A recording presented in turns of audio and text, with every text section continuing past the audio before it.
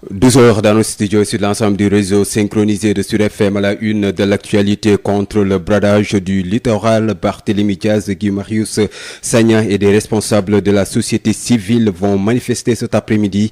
Ils sont annoncés à la Corniche, rassemblement pour dire non à la prédation du littoral. La Covid-19 en chiffres, 4640 cas diagnostiqués positifs au nouveau coronavirus dans le pays, 124 nouvelles contaminations révélées ce mercredi, 15 infections issues de la transmission communautaire identifiées entre Dakar, Touba et Ziguinchor, 18 cas graves, 1700 patients encore sous traitement. Le point dans un instant avec la directrice de la santé, Dr Marie-Khémesse Ngom Ndiaye. Dans l'actualité également, les élections locales prévues au plus tard le 28 mars de l'année 2021. Le processus est aujourd'hui grippé par la pandémie de Covid-19. Le dialogue politique suspendu. La société civile émet des craintes quant à la tenue à date échue. Le secrétaire général du GRADEC, sa réaction à suivre, il sera l'invité de El Hadji Malick Ndiaye. Puis l'opposition n'envisage aucun nouveau report. Le parti PASTEF est pour le respect du calendrier électoral. Le parti au pouvoir propose une évaluation et une réactualisation des délais pour le déroulement correct du processus. Sur l'international, des informations sur le nouveau coronavirus. L'Union européenne appelle les géants de l'Internet à rendre des comptes dénonçant les campagnes de la Russie et de la Chine. La revue de presse de El Hadji Malick Ndiaye va compléter ce journal mis en onde aujourd'hui par Hassan Thioune. Les détails c'est après ceci. Babacar Samb qui vous dit bonjour et bienvenue. Contre la prédation du littoral, Barthélémy Diaz, Guy Marius Sagna et des responsables de la société civile sont annoncés à la Corniche. C'est à partir de 15 heures une manifestation des citoyens pour dire non au bradage du littoral. Et puis, nous allons parler de la Covid-19 qui poursuit sa progression au Sénégal. 4640, c'est le nombre de cas diagnostiqués positifs au nouveau coronavirus. Dans le pays, les résultats des examens virologiques ont révélé ce mercredi 124 nouvelles contaminations. 15 cas sont issus de la transmission communautaire identifiée entre Dakar, Touba et Ziguinchor. 18 cas graves sont actuellement pris en charge par les autorités sanitaires. 1702 sont encore sous traitement. Le point avec la directrice de la santé, Dr Marie-Khémesse Ngom Ndiaye. Communiqué numéro 101 sur l'évolution de la pandémie Covid-19 au Sénégal. Ce mercredi 10 juin 2020, le ministère de la Santé et de l'Action sociale a reçu les résultats des examens virologiques ci-après. Sur 1205 tests réalisés, 124 sont revenus positifs, soit un taux de positivité de 10,2%. 10,2%. Les cas positifs sont répartis comme suit. 109 cas contacts suivis par nos services, 15 cas issus de la transmission communautaire répartis entre Mbao 4, Guédiawaye 2, Pikine 1, Maris 1, Yeumbeul 1, Grand Yoff 1, Dieuppeul 1, Yarax 1, Ziguinchor 1 et Touba 2. 76 patients hospitalisés ont été déclarés négatifs et guéris. 18 cas graves sont pris en charge dans les services de réanimation. L'état de santé des autres patients hospitalisés est stable. À ce jour, 4640 cas ont été déclarés positifs, dont 2885 guéris, 52 décédés et donc 1702 sous traitement. Le ministère de la Santé et de l'Action sociale exhorte les populations à se mobiliser davantage au sein des communautés pour un respect strict des mesures de prévention individuelle et collective. À l'instant, la directrice de la santé, Dr Marie-Khémesse Ngom Ndiaye.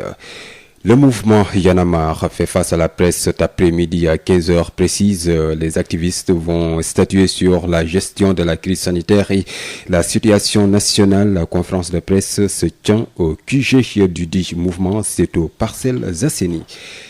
Parlons de l'inauguration de la brigade de proximité de Keur Mbaye Fall. C'est dans la banlieue de Dakar. Cérémonie donc présidée ce matin par le haut commandant en second de la gendarmerie Les populations sont invitées à collaborer avec les forces de l'ordre pour la gestion de la sécurité dans la localité, nous dit El Hadj Moussa Thiam. Bonjour.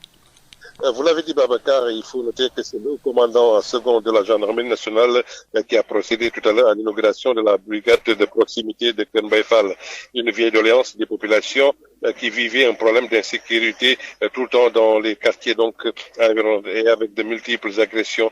C'est dans tous les quartiers. Il faut noter que selon le maire de la commune de Mbao, de Laipouy, la commune donc a connu une expansion démographique avec la création de nouvelles cités. S'y ajoutent les trafiquants qui débarquent les produits frauduleux à travers la mer. La forêt classée de Mbao, qui est devenue une niche pour les malfrats, a fait que la commune a donc vécu de problèmes d'insécurité et l'érection donc de la brigade est venue à son heure pour lutter contre l'insécurité et aussi l'insécurité routière. À noter également que les accidents mortels sont tout le temps notés sur cette route et également la brigade va beaucoup veiller quand même sur l'insécurité. Pour le commandant en chef, en second, donc la brigade vient renforcer l'offre de sécurité aux populations et donc ces dernières sont donc sommées et sont invitées quand même à collaborer pour un maintien de l'ordre public et également pour pouvoir mieux sécuriser et garantir une sécurité donc durable. Pour rappel,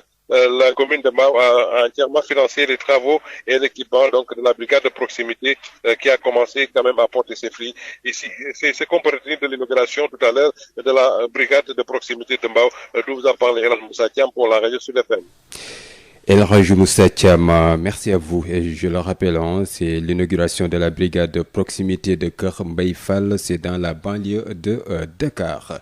Exactement 12h08 dans le studio. Même heure si vous êtes à Niassia et Niaguis, c'est à Ziguinchor. L'hivernage s'installe justement à Ziguinchor. La région sud a enregistré hier ses premières gouttes d'eau. Sindian dans le département de Bignona a reçu plus de 29 mm. Ben Michel Kanfoudi. Après les fines gouttes enregistrées il y a 48 heures, la région de Ziguinchor a reçu hier ses premières quantités d'eau de pluie. Ces précipitations notées dans la plupart des postes météorologiques de la région marquent le début de l'hivernage dans la partie sud du pays. Le village de Sindian dans le département de Bignona avec 29,3 mm a enregistré la plus grosse quantité de la région. Niaguis dans le département de Ziguinchor et Bignona commune suivent avec respectivement 13,7 mm et 12,2 mm. Le département du Sud n'a quant à lui reçu que quelques gouttes. La plupart des postes météorologiques de cette zone n'ont pas atteint le millimètre. Ces premières précipitations enregistrées hier à Ziguinchor accompagnées de vents moyens marquent le début de l'hivernage selon le service régional de la météorologie qui précise tout de même qu'il est encore tôt de parler de démarrage de la saison agricole. Ben Michel Kanfoudi, Ziguinchor, Sud FM. Sud FM.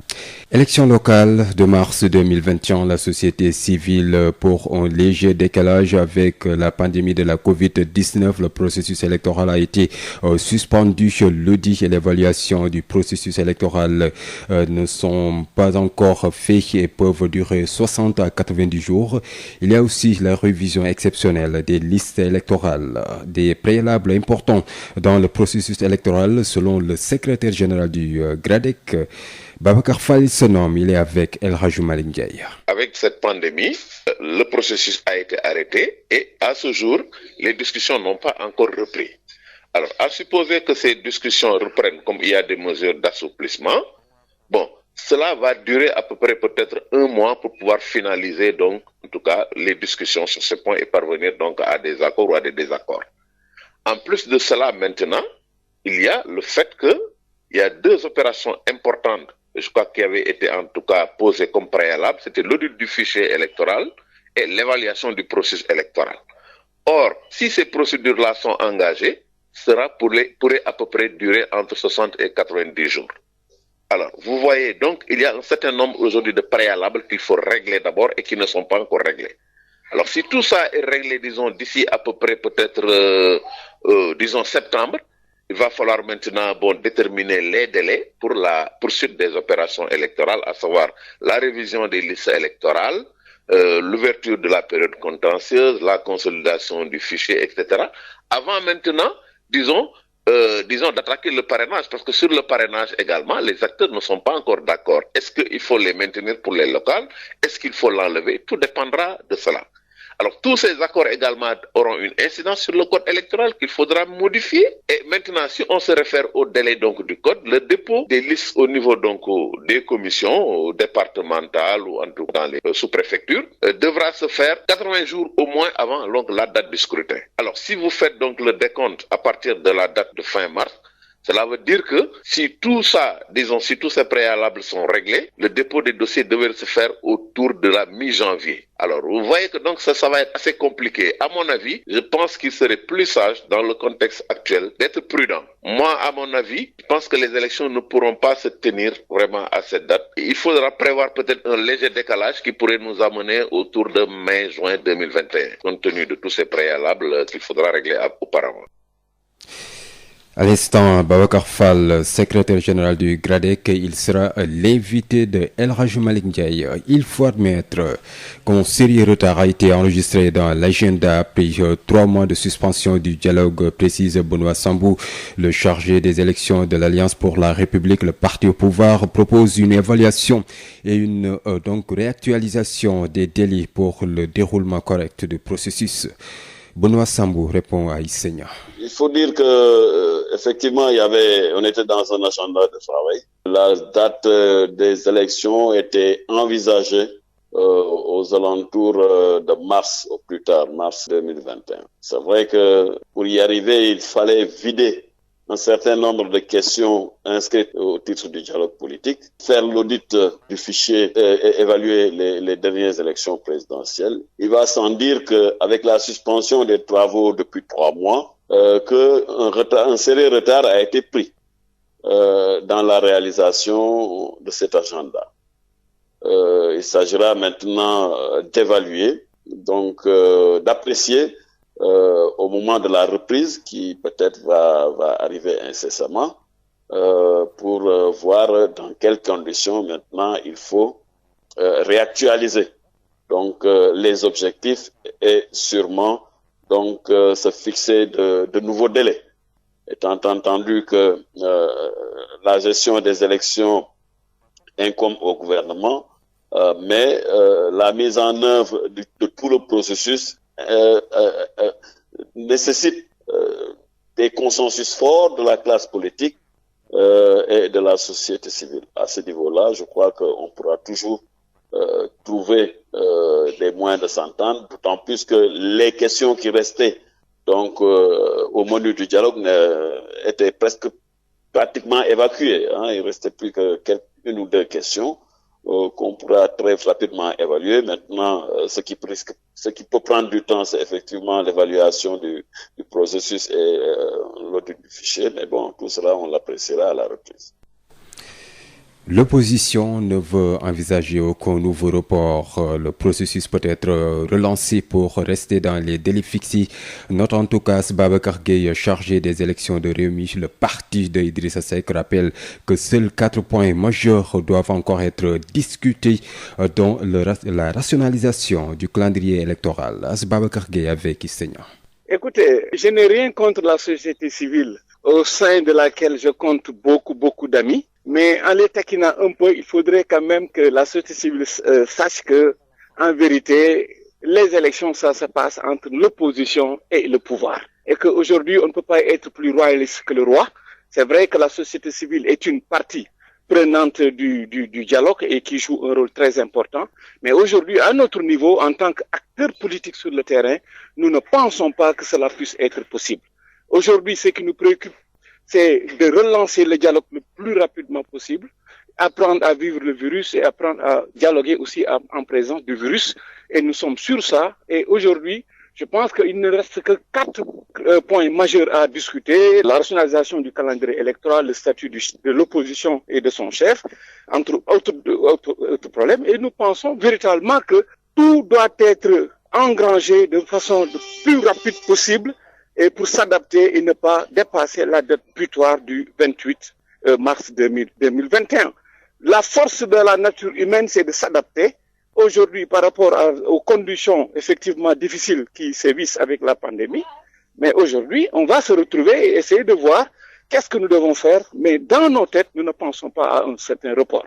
Donc vraiment, c'est pas à l'ordre du jour. Commençons à rediscuter et après on verra comment on peut faire pour réajuster tout cela par rapport à l'audit du fichier, par rapport à l'évaluation du processus électoral, pour vraiment respecter le calendrier électoral, parce qu'il y a beaucoup d'autres élections qui sont devant nous. Il y a nécessité de rationaliser tout ça.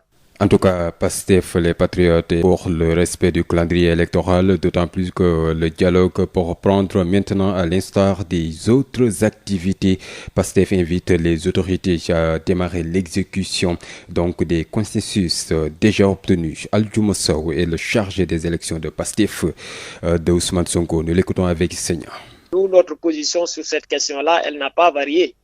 Nous sommes pour le respect du calendrier électoral, d'autant plus qu'aujourd'hui, dans d'aucuns pays au monde, notamment les pays les plus touchés par la pandémie, il est question de reporter les élections locales. Rappelons-nous, le président de la République, lors de sa dernière sortie, a clairement dit qu'il faut maintenant que nous apprenions à vivre avec le virus. Et je pense qu'aujourd'hui, rien n'empêche, comme on le fait dans les autres secteurs, que l'on puisse trouver les voies et moyens pour que les négociations ou bien les discussions sur le processus électoral puisse reprendre. Maintenant, n'oublions pas également que avant la survenance du virus, il y a eu des points d'accord, notamment l'élection du maire au suffrage universel et du président du conseil départemental, mais aussi l'évaluation et l'audit du fichier électoral. Je pense qu'aujourd'hui, ce que nous devrions faire, c'est d'exécuter ces points d'accord. Et les délais sur lesquels nous nous étions accordés, ces délais-là ne vont pas au-delà du temps qui nous est imparti entre aujourd'hui et le 28 mars 2021. Je pense qu'aujourd'hui, ce que nous devons plutôt faire, c'est de faire en sorte que les points de consensus qui ont été actés, que l'on puisse commencer à les exécuter et que également qu'on puisse continuer la discussion sur les autres points, notamment sur le financement des partis politiques, le bulletin unique et sur les libertés publiques. Nous, à notre avis aujourd'hui, pour nous, la décision de reporter les élections, ce n'est pas une affaire des experts, c'est plutôt une affaire de respect du calendrier républicain. Et sur ce point, je pense que le dernier rempart par rapport à ça, c'est les citoyens. Et face aux deux rapports qui ont été inconséquents, je pense qu'aujourd'hui, il n'est même pas concevable que l'on puisse agiter l'idée d'un énième rapport des élections territoriales à venir. Voilà, et puis retenez que la loi instituant le parrainage électoral, le verdict de la Cour de justice de la CEDEAO est attendu demain jeudi. L'Union sociale libérale, avec à sa tête Maître Abdoulaye Tine, avait saisi la justice communautaire pour l'annulation ou l'invalidation en tout cas de cette loi qui a tant fait polémique au Sénégal. L'Union sociale libérale dit avoir reçu une convocation de la Cour de justice. Parlons nous reparlons de la Covid-19. Le Sénégal a enregistré de nouveaux décès ce mercredi liés à la Covid-19. Le premier est un homme âgé de 70 ans. Le deuxième est un homme donc âgé de 86 ans. À ce jour, le bilan macabre grimpe à 54 décès liés au nouveau coronavirus. Corruption et dopage dans l'athlétisme. Le procès de Lamine Diack reprend ce mercredi. L'ancien président de l'I2AF doit être entendu par la 32e chambre correctionnelle de Paris. Le président Lamine Diack devra répondre au chef d'accusation retenu contre lui. Il est poursuivi pour corruption, abus de confiance et blanchiment en bande organisée, notamment pour son implication présumée dans un système de corruption voué à protéger des athlètes russes dopés. Sud International. Au Nigeria, les combattants du groupe État islamique en Afrique de l'Ouest, SWAP, ont tué hier mardi autant pour moi, 59 personnes lors d'une attaque contre un village d'éleveurs dans le nord-est du Nigeria, ont déclaré à l'AFP des miliciens locaux et un responsable local. Parlons et puis de cette décision de l'Union européenne. Ce mercredi 10 juin, Bruxelles dévoile prévoit des mesures destinées à lutter contre la désinformation liée au nouveau coronavirus, appelant les géants de l'Internet à rendre des comptes et dénonçant des campagnes de la Russie et la Chine. L'Union européenne va demander aux plateformes de publier un rapport mensuel sur les actions qu'elles mettent en œuvre pour lutter contre la désinformation liée à la Covid-19 à la mi-journée. Ce plan qui promeut aussi le rôle des fact-checkers ainsi que le pluralisme et l'indépendance des médias sera présenté par l'exécutif européen. Sud Midi, l'invité. Il s'agit de Babacar Fall, secrétaire général du GRADEC. Nous allons parler bien sûr des élections locales prévues au plus tard le 28 mars de l'année 2021. La société civile pour un léger décalage avec la pandémie de la Covid-19. Le processus électoral a été suspendu lundi et l'évaluation du processus électoral ne sont pas encore faits et peuvent durer 60 à 90 jours. Il y a aussi la révision exceptionnelle des listes électorales, les préalables importants dans le processus électoral selon le secrétaire général du GRADEC, Babacar Fall. Il est interrogé par El Hadj Malick Ndiaye. Nous sommes avec Babacar Fall, le secrétaire général du GRADEC. Bonjour.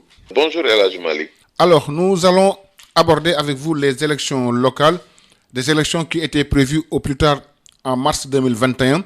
Est-ce qu'aujourd'hui, techniquement, elles peuvent se tenir à date indiquée, compte tenu de la situation actuelle? Voilà, je vous remercie El Hadj Malick, mais il est difficile à mon avis de répondre par l'affirmative à cette question.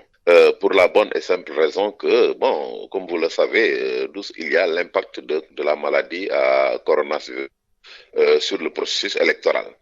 C'est-à-dire qu'il y avait un processus de dialogue politique qui avait été engagé et qui portait quand même sur un certain nombre de points sur lesquels les acteurs politiques devaient discuter et s'entendre. Or, avec cette pandémie, le processus a été arrêté et à ce jour, les discussions n'ont pas encore repris.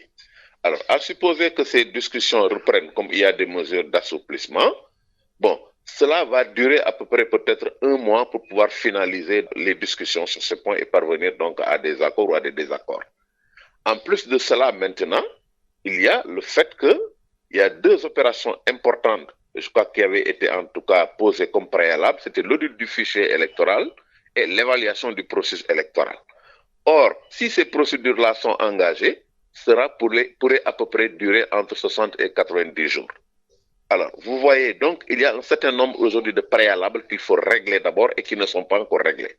Alors, si tout ça est réglé, disons, d'ici septembre, il va falloir maintenant déterminer les délais pour la poursuite des opérations électorales, à savoir la révision des listes électorales, l'ouverture de la période contentieuse, la consolidation du fichier, etc.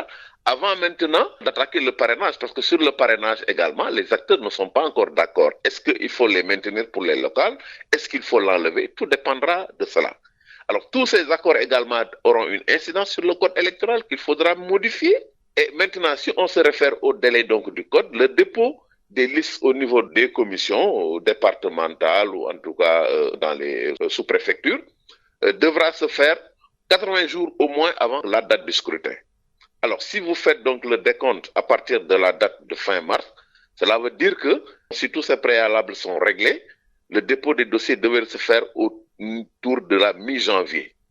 Alors, vous voyez que donc ça va être assez compliqué. À mon avis, je pense qu'il serait plus sage, dans le contexte actuel, d'être prudent. Moi, à mon avis, je pense que les élections ne pourront pas se tenir vraiment à cette date. Et il faudra prévoir peut-être un léger décalage qui pourrait nous amener autour de mai-juin 2021.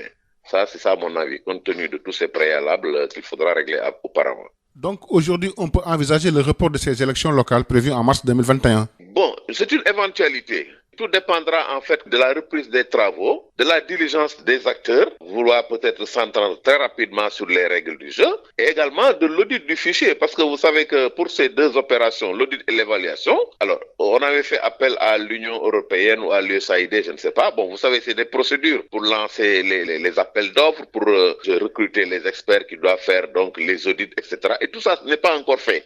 Donc vraiment, par mesure de prudence, je pense qu'il est assez hasardeux aujourd'hui vraiment de dire que les élections vont se tenir donc à fin mars. Je pense qu'il faudrait prévoir vraiment un léger décalage, peut-être 2 ou 3 mois supplémentaires à partir de mars 2021.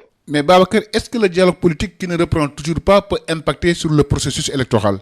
Absolument, c'est la raison pour laquelle je vous ai dit qu'il y a un processus qui avait été engagé. Les discussions n'étaient pas encore terminées. Il y a un certain nombre de points sur lesquels que les acteurs n'avaient pas encore abordé, d'autres qui avaient été en tout cas remises pour être discutées donc à la fin, vers la fin des travaux. Alors, quand vous vraiment agrégez tout ça, vraiment, vous constatez avec moi que effectivement, il y aura des difficultés. Aujourd'hui, avec ces mesures d'assouplissement, la commission devra reprendre, mais pas dans les mêmes conditions, parce que vous ne pouvez pas regrouper plus de 80 acteurs comme ça. En garantissant le respect des gestes barrières, etc. Je pense que les gens sont en train de travailler sur un schéma qui consisterait peut-être à reprendre les travaux, dans un cadre plus restreint. Maintenant, ces travaux pourraient prendre peut-être un mois et demi, avant peut-être qu'il y ait un accord donc définitif. Alors, si vous y ajoutez maintenant l'audit du fichier, l'évaluation donc du processus électoral, et après tout cela maintenant, il va falloir commencer à dérouler le processus électoral, l'inscription des électeurs. Comme vous le savez, il n'y a pas eu de révision ordinaire cette année, comme c'est prévu par le code électoral en janvier. Alors, il va falloir donc faire une révision exceptionnelle pour prendre tous les électeurs qui auront 18 ans à la date fixée pour les élections, les gens qui veulent faire des opérations de modification, etc. Et maintenant, il y a toute une série d'activités qui dépendent de cela. Comme je vous l'ai dit, la consolidation du fichier, etc., la production des cartes. Vous voyez, donc il est assez difficile pour le moment de donner une date très, très précise. Je pense que il faut en tout cas envisager, je veux dire, il faut aussi une possibilité, vraiment, qu'on puisse aller jusqu'en peut-être mai, juin, disons, de 2021. Ça, c'est mon avis. D'où la nécessité d'agiter la reprise du dialogue politique. Absolument. Je pense que les acteurs en sont conscients. Comme on est dans un contexte, en tout cas, de mesures d'assouplissement, les acteurs devraient, à mon avis, dans les prochains jours, reprendre le travail, comme je l'ai dit, avec maintenant des réaménagements par rapport à la taille des délégations. Parce que jusqu'à présent, les pôles étaient représentés par près 20 plénipotentiaires. Vous voyez, sur les 3 pôles, ce qui faisait 60, sans compter la société civile, l'administration, la Sénat. Vous aviez au moins à peu près 80 personnes qui gravitaient autour de ces discussions. Je pense qu'il va falloir revoir le format. Et tout ça n'est pas encore réglé. C'est pourquoi je vous dis que si ces discussions sont reprises peut-être d'ici en tout cas la fin juin, les points qui restent à discuter pourraient encore prendre peut-être un mois. Alors, le temps donc de faire le rapport final, de voir les impacts sur le code électoral, tout ça, de les traduire en loi, de les soumettre à l'Assemblée nationale, ensuite, de faire l'évaluation et l'audit. C'est un certain nombre de délais sur lesquels vraiment on n'a pas de maîtrise parfaite. C'est la raison pour laquelle je vous dis que, à mon avis, on risque d'aller vers un second report. Assez léger, qui pourrait peut-être nous amener, à mon avis, à mai ou juin 2021. Babacar Fall, je vous remercie. C'est à moi de vous remercier, Elhadji Malick. Je rappelle que vous êtes le secrétaire général du GRADEC. Babacar Samb. C'est la fin de ce journal. Tout de suite, le rappel des grandes lignes. Contre le bradage du littoral, Barthélémy Diaz, Guy Marius Sagna et des responsables de la société civile vont manifester cet après-midi. Ils sont annoncés à la Corniche à 15h précises. Rassemblement pour dire non à la prédation du littoral. La Covid-19 en chiffres. 2 nouveaux décès annoncés ce matin. Le bilan macabre grimpe à 54 morts. 4640 cas diagnostiqués positifs au nouveau coronavirus dans le pays, 124 nouvelles contaminations révélées ce mercredi, 15 infections issues de la transmission communautaire identifiée entre Dakar, Touba et Ziguinchor, 18 cas graves, 1700 patients encore sous traitement. Le point, c'était avec la directrice de la santé, Dr Marie-Khémès Ngom-Ndiaye. Dans l'actualité également, les élections locales prévues au plus tard le 28 mars 2021. Le processus est aujourd'hui grippé par la pandémie, le dialogue politique suspendu. La société civile émet des craintes quant à la tenue à date échue.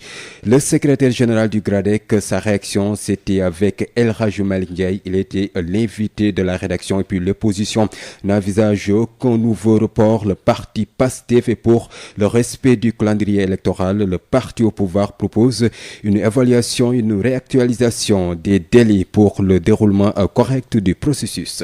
Sur l'international, des informations sur le nouveau coronavirus. L'Union européenne appelle les géants de l'Internet à rendre des comptes dénonçant les campagnes de la Russie et la Chine. La revue de presse de El Hadji Malick Ndiaye a complété cette édition d'information mise en onde aujourd'hui par Hassan Thioune. Merci de l'avoir écouté. À partir de 13h, vous aurez El Hadji Maodo Faye pour le journal Wolof.